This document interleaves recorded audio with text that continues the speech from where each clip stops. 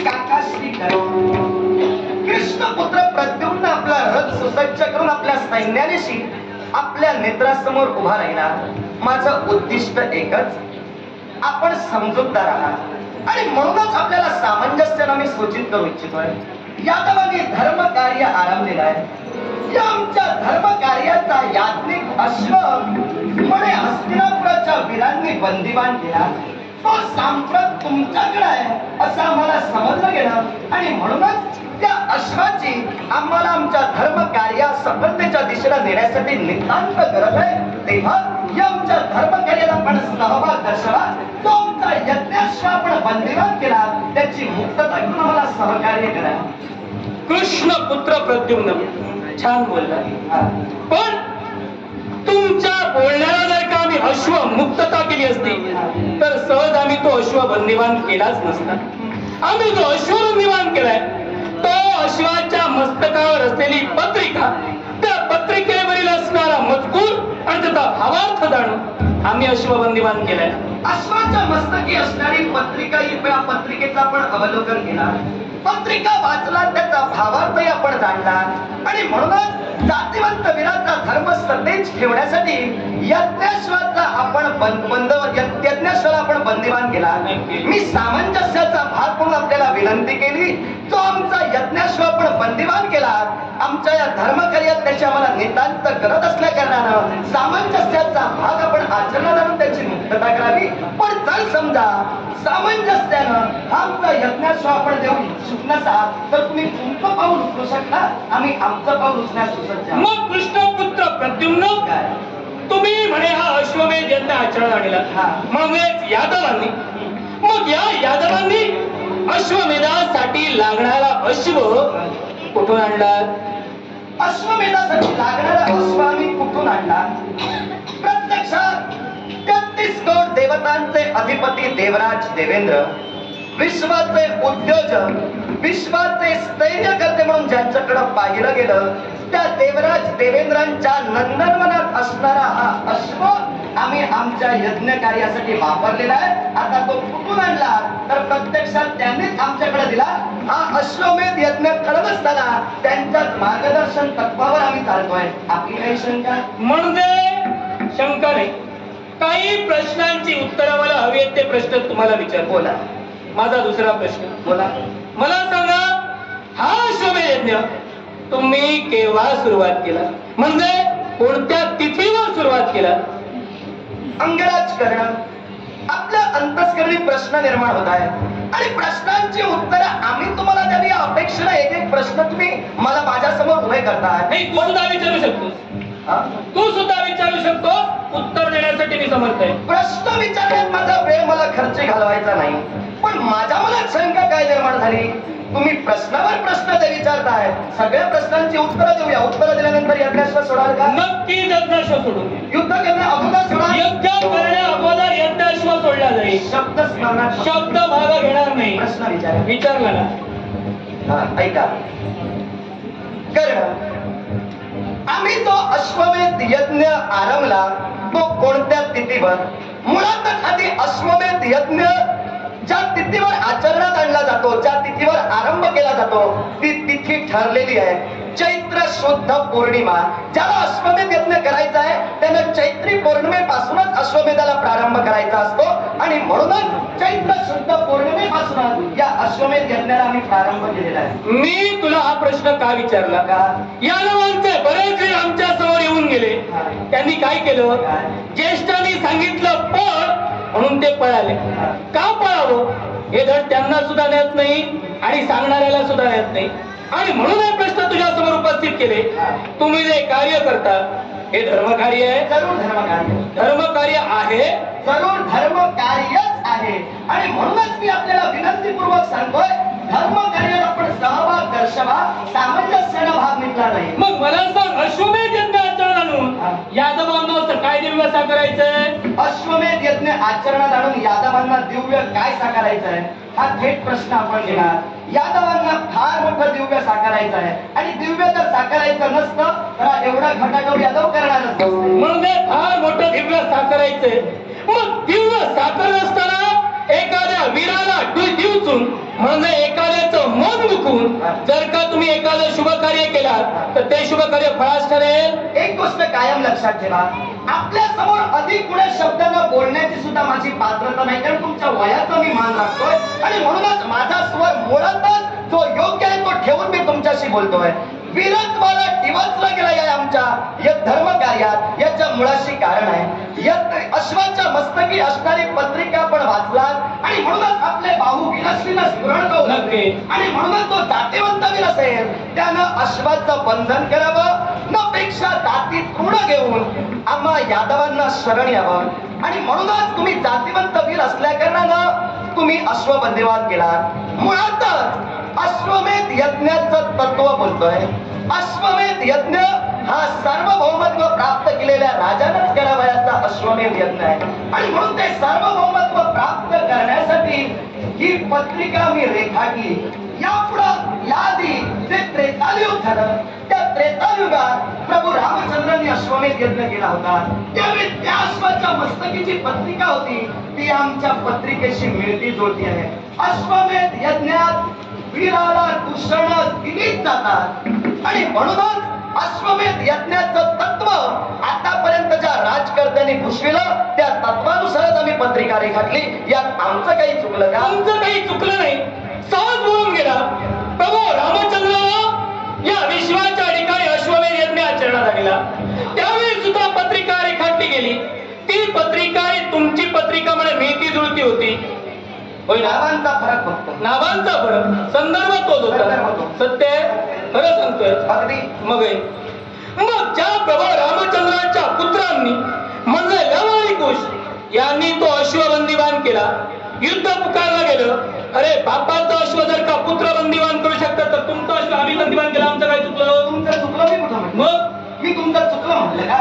या विश्वाच्या पाठीवर जो जातीवंत वीर आहे तो हे शब्द ऐकल्यानंतर वाचल्यानंतर वीराच्या वीरस्त्रीनं पेटून उठणार आणि देशाचा राजकर्ता, अंग देशाचा राजकर्ता कर्ण पेटून उठलाय, वीरश्री जागृत झाले आणि त्याच वीरश्रीनं यादवांचा अश्व आम्ही बंदीवान केलं. आम्हाला हवं होतं आणि म्हणूनच पत्रिकेचा भावार्थ तसा रेखाटला गेला. कसा? शब्द तुम्हाला पटवून देतोय. कर्णराज या विश्वाचा नियम बोलतोय, वीराला ठेवल्याशिवाय त्याची वीरस्त्री जागृत होत नाही. सार्वभौमत्व जर का प्राप्त करायचं झालं तर सार्वभौमत्व प्राप्त करण्यासाठी आमचा अश्व जिथं जिथं जाईल त्या अश्वाच्या प्रत्येक पावलावरची भूमी ही आम्हाला आमची करायची आहे. अश्वमेध यज्ञाच्या तत्वानुसार म्हणतोय आणि म्हणूनच आम्ही रेखाटलेली पत्रिका ही अश्वमेधाच्या तत्वानुसार योग्य आहे. मग अश्वमेधाच्या तत्वानुसार तुमची पत्रिका योग्य आहे. मग मला सांगा, अश्वमेध यज्ञाचा अश्व दौड करत असतो, मग तो करत असताना अश्व जिथं थांबतो आणि अश्व जिथं मलमूत्र विसर्जन करतो तिथं तुम्ही कोणती प्रक्रिया करता? तेच मी म्हणतोय. मुळातच मी सुरुवातीपासून बोलत आलोय, हे आमचं धर्म कार्य धर्म कार्य धर्म कार्य. ते धर्म कार्य म्हणून फक्त कोकलू नकोस, काय करतात ते सांग. मग थांबा थोडा वेळ बघून देतो. अंगराज करणं आमचं हे धर्म कार्य कसं याच्या मुळाशी कारणच आपण आता बोलून गेला. त्याच्या उत्तरातच हे खऱ्या अर्थानं आमचं धर्म कार्य कसं याचं स्पष्टीकरण होतं. जिथं जिथं आमचा अश्व जातोय, जिथं जिथं आमचा अश्व थांबेल, जिथं जिथं मलमूत्राची विसर्जनाची क्रिया तो अश्व करेल तिथं पाणवटे निर्माण केले जात आहेत, धर्मशाळा उभारल्या जात आहेत, विहिरींचं बांधकाम केलं जात आहे. समाज कल्याणासाठी जे जे घटक योग्य आहेत त्या त्या घटकांचा पुरवठा तिथं केला जातोय आणि म्हणूनच जिथं जिथं अश्व जाईल तिथं तिथं समाज कल्याणकारी ही कार्य करतच हा अश्वमेध यज्ञ आम्ही धर्म कार्यानं पार पाडतोय. आता मला सांग, अश्वमेध यज्ञाचा अश्व तुम्ही या विश्वाच्या ठिकाणी सोडिला, मग तुम्ही पुन्हा द्वारकेत तेव्हाच गेलात जेव्हा अश्व तुम्हाला दिसेनासा झाला. तो अश्व कौरव वीरांनी बंदिवान केला. मग तुमच्या नजरेआड अश्व गेल्यानंतर जर अश्वानं मलमूत्र विसर्जन केलं किंवा अश्व जर का एखाद्या ठिकाणी थांबला तर तुमच्याकडे असा काय पुरावा आहे तिथं तुम्ही गोशाळा आणि धर्मशाळा बांधू शकता? पुरावा आहे. अगदी स्पष्ट करून मी आपल्याला सांगेन. मुळात मी आपल्याला प्रथमतः म्हणालो, आमचे मार्गदर्शक यज्ञाचे आमच्या पुरोहित म्हणजे गर्गाचार्य मोहन आणि आमचे मार्गदर्शक 33 कोटी देवतांचे अधिपती देवराज देवेंद्र. अश्व ज्यावेळी आमच्या नजरेआड झाला तो आम्हाला समजला, पण कुठं कुठं बसला हे त्या देवराज देवेंद्राला माहित आहे. त्यांनी आम्हाला सांगितल्यानंतर जिथं जिथं बसला, जिथं जिथं मलमूत्रादी विसर्जन त्यानं केलं, तिथं आम्ही विहिरी बांधू, धर्मशाळा उभारू. आता तुम्ही तो बंदिवान केला, कुठं कुठं बसला हे आम्हाला ज्यावेळी समजेल त्यावेळी तिथं आम्ही विहिरी उभारू, पाणवटे प्रचिती हवी असेल, याची प्रचिती हवी असेल, यज्ञाश्वद्या देवराज देवेंद्रांची आम्ही विचारणा करू आणि पाणवट्यांच्या कामाला सुरुवात करू. सामंजस्याला भाग मिळेल. काय निर्णय घेतात? एक गोष्ट लक्षात ठेव, याची शहानिशा करण्याची गरज नाही. कारण ज्या राज्यातून अश्व पुढे जातो त्या राज्यात धर्मशाळा आणि पाणवठे बांधल्याशिवाय पाठचं सैन्य पुढे जात नाही. तेव्हा आतापर्यंत तुम्ही जी राज्य जिंकला तिथं तुम्ही नक्कीच हे पांडवठे आणि धर्मशाळा बांधूनच पुढे चालला. अगदी. मग मला सांग, खात्री करायची असेल तर जाऊन बघू शकता, फक्त अश्व द्या. खात्री करायची असती किंवा खात्री नसती तर तुमचा अश्व इथपर्यंत आला नसता. मी प्रथमच म्हणालो, अश्व ज्या ते राज्याचा त्याग करून जातो, मागील सगळं काम तुम्ही उरकूनच पुढे चालता. धर्मकार्य करूनच चालतोय. धर्मकार्य हे तुमच्यामध्ये असेल, अजून आमचा याच्यावर विश्वास पटला नाही. याला कारण आहे, वीर जातीला तुम्ही दूषण दिला, मग ज्या वीर जातीला तुम्ही दूषण दिला त्याच अंगराज करणारा तुमचा अश्व बंदिवान केलंय. मग माझं तरी काय चुकलंय? चुकलं असं मी म्हणत नाही, कारण तुमच्या वीरत्वालाच मी झिडकारतोय आणि तुमच्या वीरत्वाला झिडकारतच मी तुमच्या नेत्रासमोर उभा राहिलो. तुम्ही अश्व जो अडवला तो सामंजस्याला तुम्ही जर देण्यास इच्छुक नसाल तर मी माझं पाऊल उचलेन, तुम्ही तुमचं पाऊल उचलू शकता.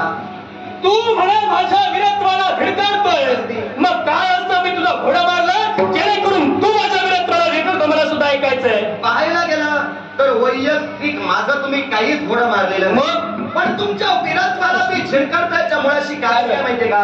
इतरांना माहित नसेल पण तुमच्याबद्दल मला बरंच काही माहित आहे. एक गोष्ट लक्षात ठेव, विचार करून बोल, बोलून मग विचारात पडू नकोस. आतापर्यंत जे काय बोललो ते विचार करूनच बोललो आणि म्हणूनच त्यावर तुमची प्रतिशंका मला ऐकायला मिळाली नाही. आता जर का मी ते वक्तव्य केलं त्यावर तुमची शंका असेल तर प्रत्येक तुमच्या शंकेवर माझ्याकडे ठोस उत्तर आहे. त्यामुळे मी बोलून विचारात पडणार नाही, विचार करूनच बोलतोय. आणि मी वीर नाही असं तू म्हणतोयस, कारण काय? तुम्ही वीर नाही असं मी म्हणत नाही, मी माझं मत घेऊन चालतोय. अंगराज करणं तुमची वीरता, या वीरतेला कृष्णपुत्र प्रद्युम्न झिडकारतो याच्या मुळाशी कारण आहे.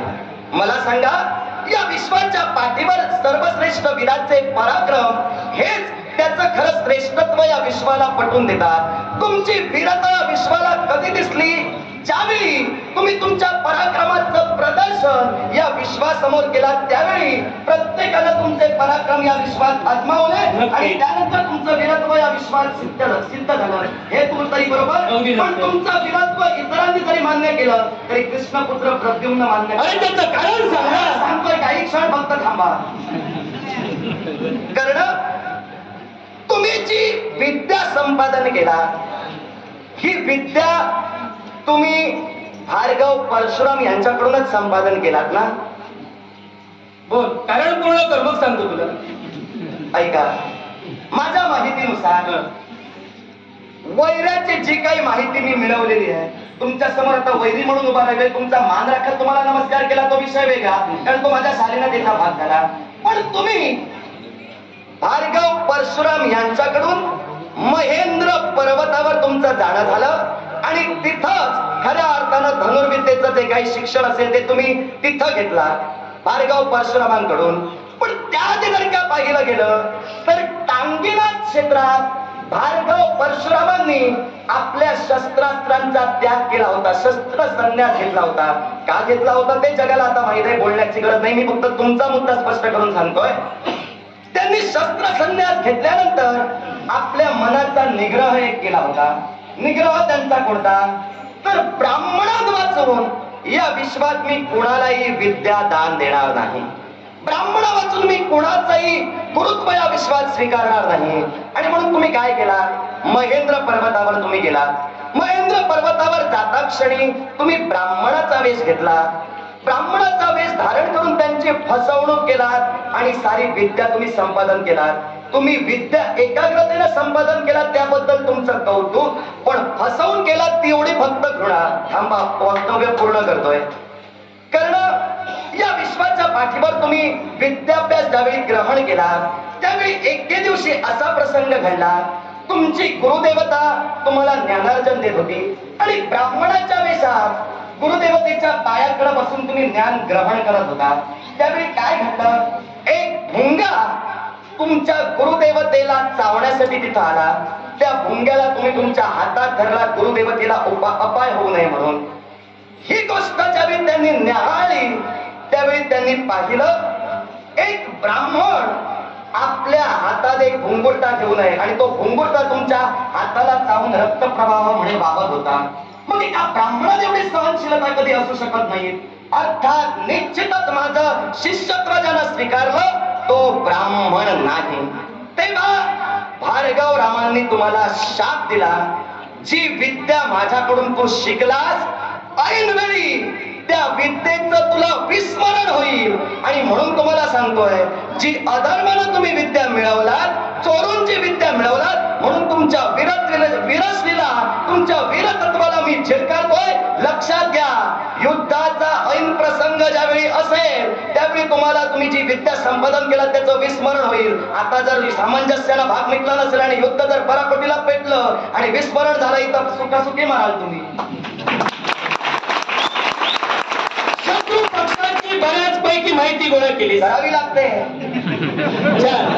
पण मला सांग, तुला मिळालंय की आमची गुरुदेवता परशुराम यांनी आम्हाला शाप दिला. मला मिळालंय माझी गुरुदेवता परशुराम यांनी मला शाप दिला. युद्धाच्या ऐनवेळी मला या विद्येचं विस्मरण होऊ शकतं. हे तुला सुद्धा ज्ञात आहे आणि मला सुद्धा ज्ञात आहे, जगाला ज्ञात आहे. मग हे ज्ञात असून सुद्धा तुम्ही आमच्या समोर युद्धासाठी उभे आहात आणि हे ज्ञात असून सुद्धा मी निर्भीड छातीनं या यादवांसमोर उभा आहे. माझ्या खरा वीर कोण आहे तू ओळख, अश्व ठेव आणि जाऊ शकतो. तुम्ही वीर नाही असं मी बोललोच नाही, पण तुमच्या वीरतत्वाला मी झिडकारलं. कारण वीरतत्व प्राप्त करण्यासाठी जी विद्या तुम्ही संपादन केलात ती चोरून केलात. आणि म्हणूनच मी तुम्हाला सांगतोय, आमचा यज्ञाश्व जो तुम्ही बंदिवान केलात तो मुक्त करा, नापेक्षा युद्ध करा, प्रतिकार करा. जर समजा युद्ध केलं आणि आमच्यावर विजय मिळवला, आतापर्यंत आम्ही जे पुण्य संपादन केलं त्या पुण्याचे तुम्ही वाटेकरी व्हा. नक्की तुमच्या